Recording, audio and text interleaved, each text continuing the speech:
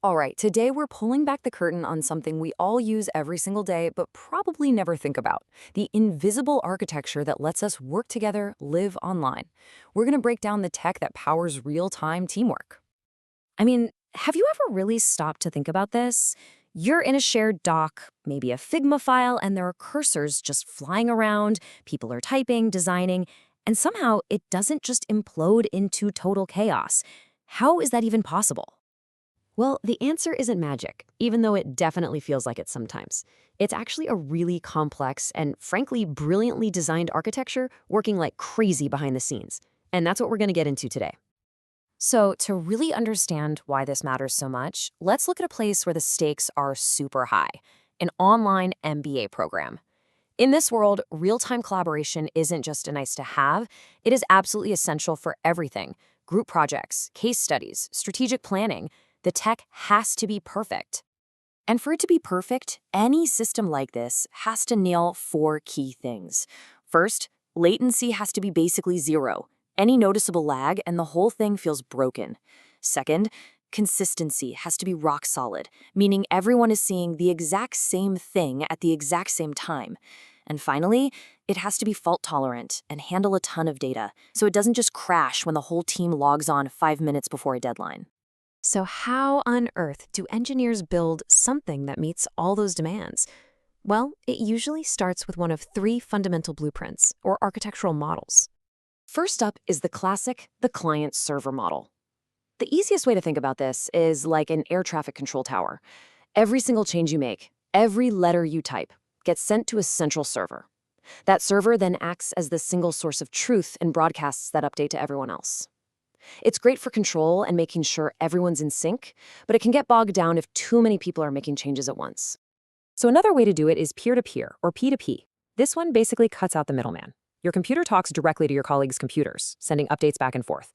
This can be way faster, but it creates a massive new problem. If there's no central referee, what happens when two people make a conflicting change at the exact same time? And that challenge leads us right to the hybrid model, which is what most of the tools we use today are built on. It's truly the best of both worlds.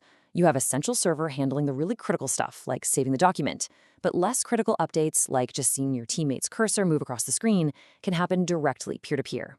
You get that speed and the reliability. So, to sum it up real quick, client-server is all about control. Peer-to-peer is built for pure speed, especially in small groups. But the hybrid model? That's the blueprint you use when you need to build something that can scale for thousands of users without ever breaking a sweat. But here's the thing. No matter which architecture you choose, you still have to solve the single biggest problem in real-time collaboration: the edit war. This is the real secret sauce that makes it all feel so smooth.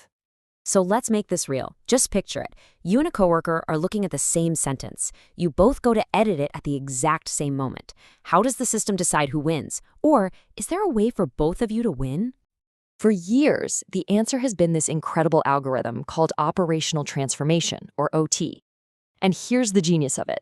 OT doesn't just pick a winner and a loser. Instead, it intelligently transforms each person's edit, taking into account what the other person was doing at the same time to make sure no work gets lost. Let's just walk through an example. Okay, everyone starts with the words team plan. User A decides to add the word goals right in the middle. At the exact same time, user B adds R at the very beginning. Without OT, you could have a total mess. One change might just delete the other. But the algorithm is smart. It understands the intent of both changes and merges them perfectly.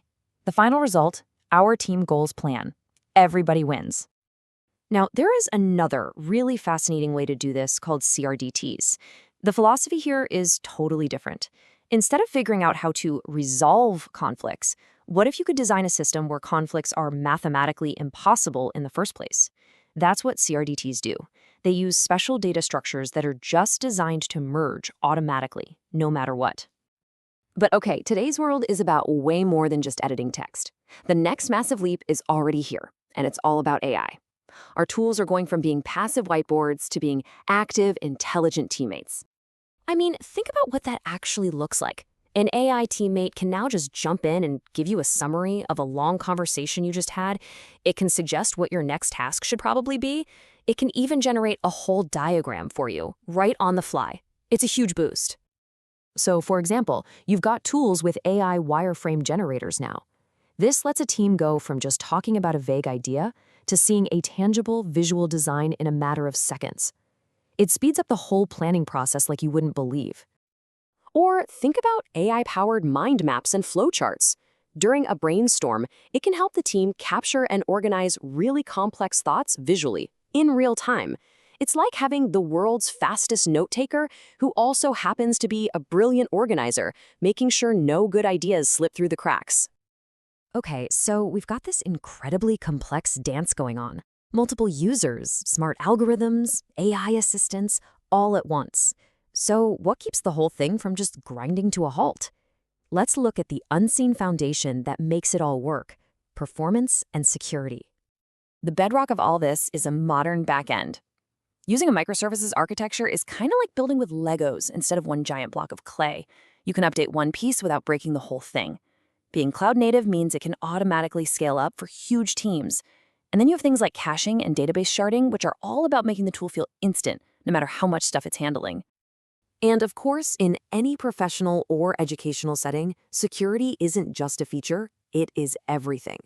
This means end-to-end encryption to keep sensitive data safe, strong access controls so only the right people are in the room, and making sure everything complies with strict privacy laws like GDPR.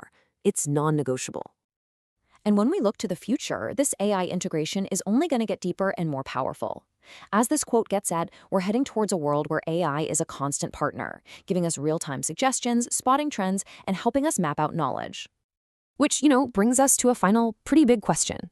For a long time, we focused on building tools to help humans collaborate with other humans. Now we're building AI that collaborates with us. So as these AI teammates get smarter and more capable, what does that mean for our own role in the future of work?